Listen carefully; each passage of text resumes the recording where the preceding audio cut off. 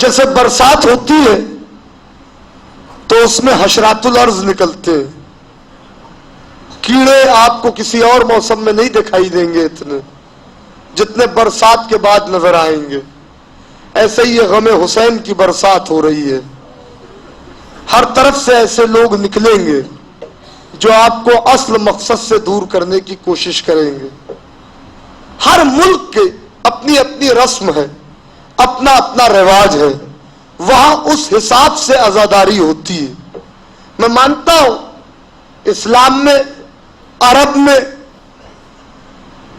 شادی کا وہ انداز نہیں ہے جو ہمارے یہاں ہندوستان میں ہے۔ وہاں سہرے کا کوئی کانسیپٹ نہیں ہے، وہاں کنگنے کا کوئی کانسیپٹ نہیں ہے، مگر رسم و رواج سے اگر دین پر اثر نہیں پڑتا اور ان چیزوں کو استعمال کرنے سے رقت میں اضافہ ہو جاتا ہے اور احساسات اس سے مجروح ہو رہے ہیں، احساس دل پر چوٹ لگ رہی ہے، تو علماء کہتے ہیں کہ اس کے بیچ میں بولنا نہیں چاہیے، لب کشائی نہیں کرنی چاہیے۔ یہ حسین کی غریب ماں کو پرسہ دینے کے دن ہے، اس میں ایسی باتیں نہیں ہونی چاہیے کہ جس میں مراسم اعضاء پر کوئی حملہ ہو اور کوئی بات ہو تو آپ اسے اوائڈ کر دیں۔ رسم سے کوئی فرق نہیں پڑے گا دین پر، ورنہ کیا وجہ تھی کہ شہزادی معصومہ کونین بی بی اسماء بنت امیس سے کہہ رہی ہیں عرب میں جیسے عورتوں کا جنازہ اٹھتا ہے یہ طریقہ مجھے اچھا نہیں لگتا۔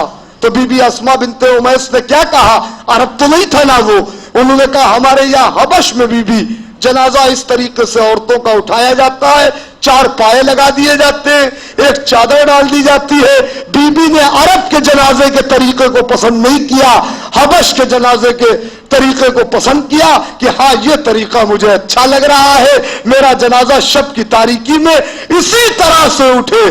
تو رسم سے کوئی اثر نہیں پڑتا، دین پر کوئی اثر نہیں آتا۔ لا الہ الا اللہ ہے، محمد رسول اللہ ہے، علی ولی اللہ ہے۔ یہ مہدی کا کیا ہے عقد؟ حضرت قاسم کا عقد ہوا، کیا ہے یہ مہدی، کیا ہے یہ تبرکات؟ ارے کچھ سمجھ میں نہیں آتا تو اتنا جان لو کہ ایک ماں کا ارمان ہوتا ہے کہ جب اس کا بیٹا بڑا ہوگا تو وہ اپنے بیٹے کی شادی کرے گی اور ایک چاند سے دلہن لے کے آئے گی۔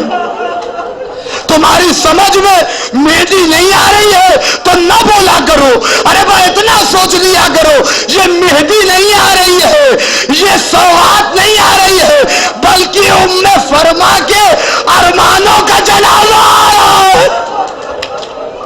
ایک ماں کی آرزو آ رہی ہے، ایک ماں کی تمنا آ رہی ہے، جس ماں نے یہ تمنا کی ہوگی کہ جب میرا بیٹا بڑا ہوتا تو میں اس کی شادی کرتی، اس کے لیے چاند سے دلہن لاتی، مگر ہائے